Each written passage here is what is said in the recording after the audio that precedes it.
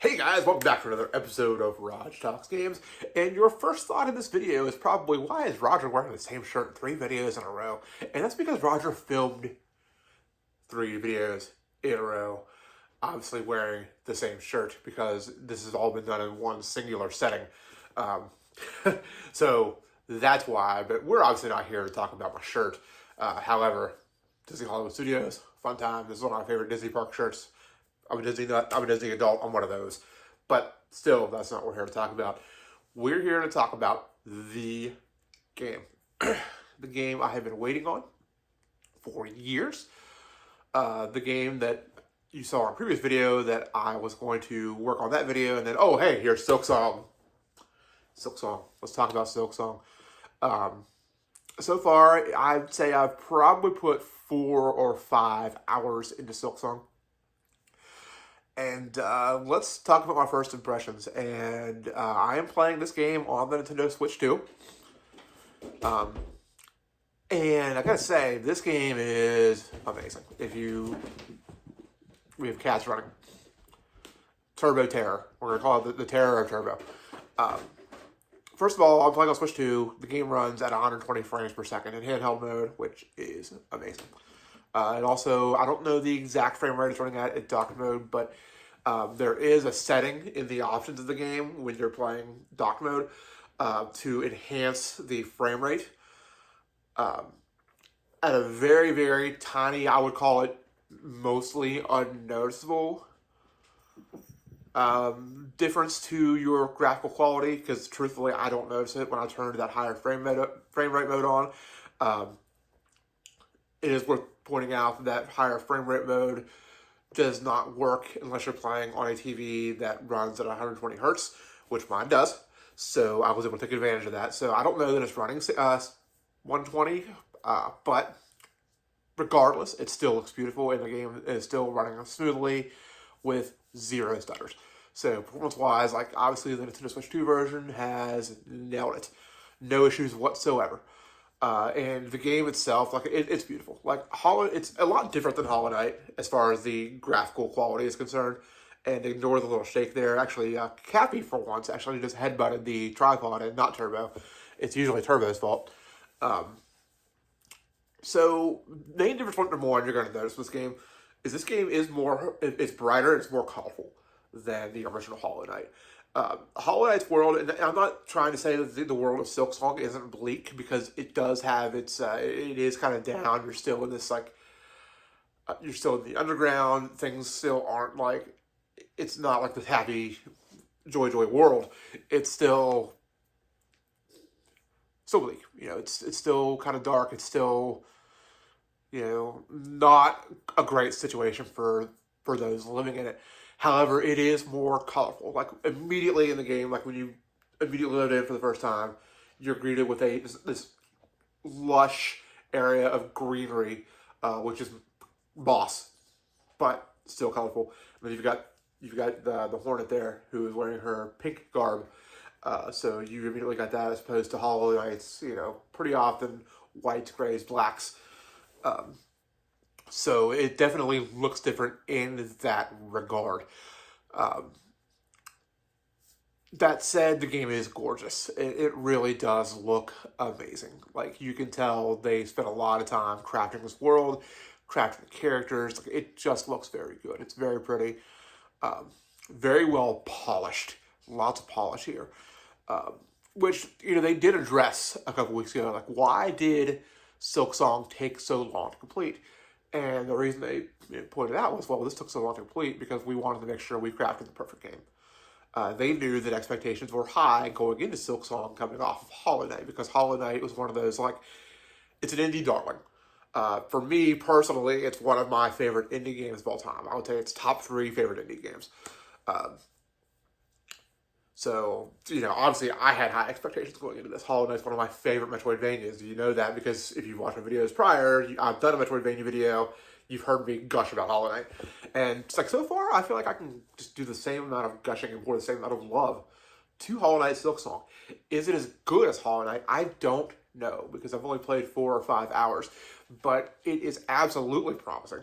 Like, I feel like it could very well be as good as Hollow Knight. one of the things that this does that, I can't remember, it's been several years now since I finished Hollow Knight, and even more, even longer since I played for the first time. It's one of those games, like, I just can't put it down.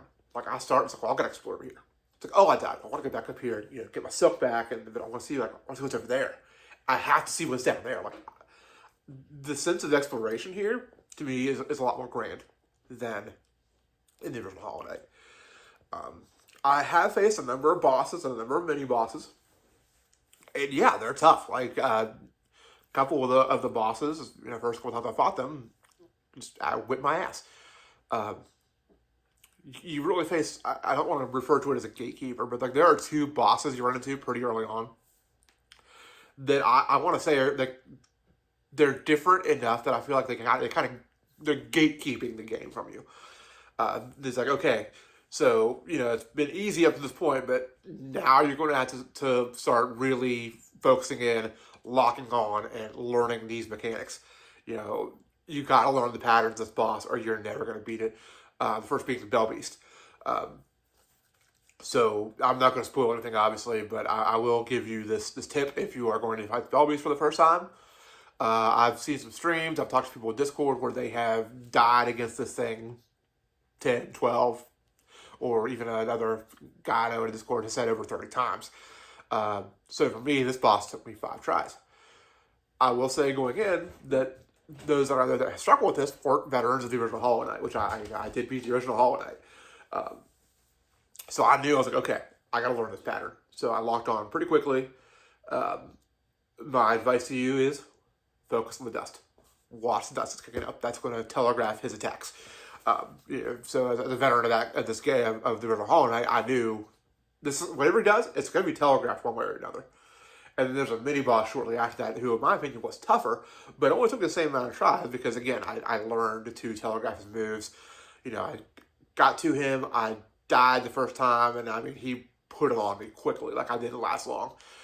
So I decided to explore a little more and come back. Because I feel like once I explored more and came back, not only was I better prepared, but I started to get the feeling that, hey, maybe it wasn't just running into him yet. That's the thing with this game. Like, you can get ahead of yourself a little bit. You can run into enemies that you aren't necessarily supposed to at that point in time. That you can go get an ability from exploring and then have a much easier time with the fight. And that was definitely the case with that little mini boss. The world is very intriguing. It sets a good atmosphere, which, after playing the original Hollow Knight, is something I 100% had high expectations for out of Silksong. Was for it to set a really nice atmosphere that was going to hook me. And it definitely did just that. And, so far, all I've managed to feel is just, oh, I got to know what's next. I got to know what's down here. I got to know what's over here. I got to know what's up there. Can I upgrade my weapon? Can I upgrade this? Oh, where's the shop? I wonder if the mapkeeper has anything new. Oh, hey, what's this guy doing? It's just like, okay, everything here is just absolutely like, if you're reading a book, this is what we refer to as a page turner, because you got to know what's next. Who do I recommend this game for? If you are a fan of Souls-likes, I recommend this game. I say that being not at all a fan of Souls-like games. I am not a fan of Souls, particularly. Do I hate them? No, but I think they're probably the most overdone genre outside of Metroidvania in all of gaming. And I know I have friends who are massive Souls fans who will absolutely agree with that. But if you like Souls-type games, this is a game for you. If you like Metroidvanias, this is a game for you. If you like 2D side-scrollers and maybe are unfamiliar with the world of Souls games or with Metroidvanias, this is a great place to maybe kind of dive into that. Is it a good My First Metroidvania? No, it is not. If you've never played a Metroidvania, have zero experience, go play Castlevania Symphony of the Night. Go play Super Metroid. Go play the Castlevania Advance Collection. Go play the Shantae games. Then come back over here and play this, because this is a game you should be playing. This is like a masterclass of the genre. If you've never played a Souls-like, is this a good place for you to start? Yeah, I think it is. Personally, for me, I feel like I am better at these 2D Souls-like games games like Hollow Knight, games like Ender Lilies, games like Blasphemous, even though I don't particularly care for Blasphemous. I do really like Ender Lilies. I've not beat it. That's a game that's on my list that I want to come back to. If you like those games, or if you like, if you've never played a Souls-like game, this is a great entry point. In fact, I'd call this and probably either Demon Souls, Elden Ring, or Bloodborne as the best entry points to a Souls-like game, or Lies of P.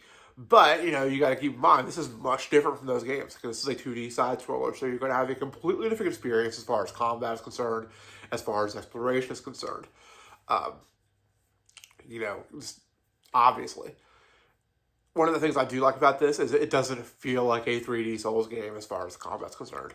I talked previously in my video about Hell Is Us that came out just a few days ago about, how that combat felt similar to Souls, but your character didn't feel as heavy as a Souls-like character does.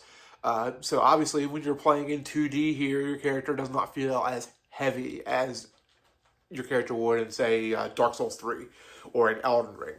But at the same time, it doesn't feel as fluid as a game like Bloodborne or Lies of P. Definitely you're definitely getting the full, the pure 2D Souls-like experience here. I would say, so far at least, the game seems like it's a little harder than Hollow Knight. But again, you got to keep in mind, I played Hollow Knight, it's been years ago.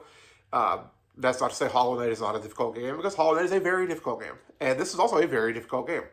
But, the experience I have having beat Hollow Knight has helped me in this game to be better at this game, to learn the mechanics a lot easier, just because I kind of know what to expect. So, yeah, guys, this is a game you should absolutely check out if you're a fan of either of those genres. Or if you're a newcomer. I wouldn't say, if you've never played a Souls game, I wouldn't say don't play this. Or if you've never played a Metroidvania, I wouldn't say don't play this. But maybe play the first Hollow Knight first. It's definitely not required by any means. The only connection so far between the two of them is the fact that, Hornet is a character in Hollow Knight, NPC. So, if you come into this game, play the first one, you're already familiar with the character. But, if it's your first Souls game, good place to start. First Metroidvania, no. Go play a Castlevania or a Super Metroid first, then come back to this. Just so you kind of get a grasp on, what exactly you need to do to be able to fully explore and fully experience the world as intended. So, yeah, guys, those are my first thoughts on Hollow Knight Silksong. I'm going to continue to play this because this game is awesome. It's been one of my most anticipated games for a long time, and I was very excited to finally have my hands on this. So, anyways, guys, subscribe. Link to Discord is in the description below, so please join us on Discord. I'm hoping to get a more active community there in the coming months. And until next time, we'll see ya.